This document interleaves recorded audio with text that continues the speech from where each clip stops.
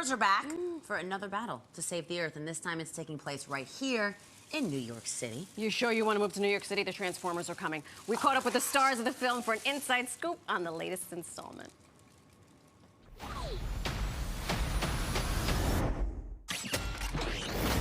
Autobots assemble for the newest installment of the action-filled blockbuster, Transformers: Rise of the Beasts. You've never faced anything like this. Let them come. Set in the 90s, the movie takes fans across the globe, from the streets of Brooklyn to the peaks of Machu Picchu, Peru. I felt like this was definitely, one, a love letter to the 90s, the era I grew up in, and then Transformers itself. I mean, I don't know where to start. You know, since a kid, it was like, you know, I was just a fan of it, you know? So for me to have the opportunity now to be part of the legacy as an adult and make an imprint in it is pretty cool and amazing. It won't stop.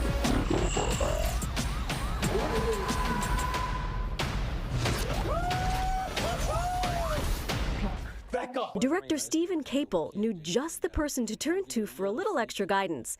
Michael Bay, who directed the first 5 Transformer films. It was my first time stepping into the CGI world, and he started Transformers, you know, in terms of live action. So to pick his brain and learn about, you know, not having too many robots in one shot and how difficult it would be to frame all the robots with the humans because of the size difference. You want it? Come and get it. Come and get it. You brought a human here?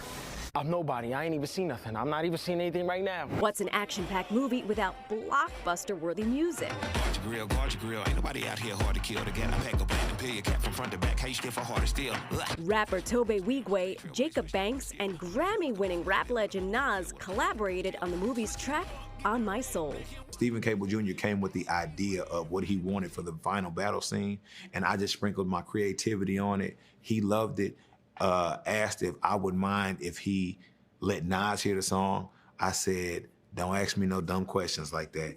Do what you know what I'm saying? Let Nas hear it. Nas heard it, he loved it, and did what he did on it, and it became just an incredible piece of art. And Tobe's talents go beyond music. The rapper also made his acting debut in a most unconventional way. I thought it was somebody had hacked my email and just was sending out foolishness, but we found out that Stephen Capel Jr. had actually asked Paramount to reach out because he was a fan of the music. And once we found that out, audition was terrible because it was my first one. But Stephen Capel Jr. was able to see through the terribleness and see some treasure in it, and it still invited us to be a part of the movie, and it just turned out to be an immaculate experience, an immaculate opportunity. A new age of Transformers, known as Maximals, join the robots in disguise for their live-action debut and form an alliance against the villainous Terracon bots. How big can this guy be? He eats planets, so like way bigger than a planet. Leading the human cast is actor and Brooklyn native Anthony Ramos, best known for his role in the hit Broadway sensation Hamilton, and as the musically gifted bodega owner Usnavi de la Vega from In the Heights. Pop the grate at the crack of dawn, sing while I wipe down the awning. Hey, y'all, good morning.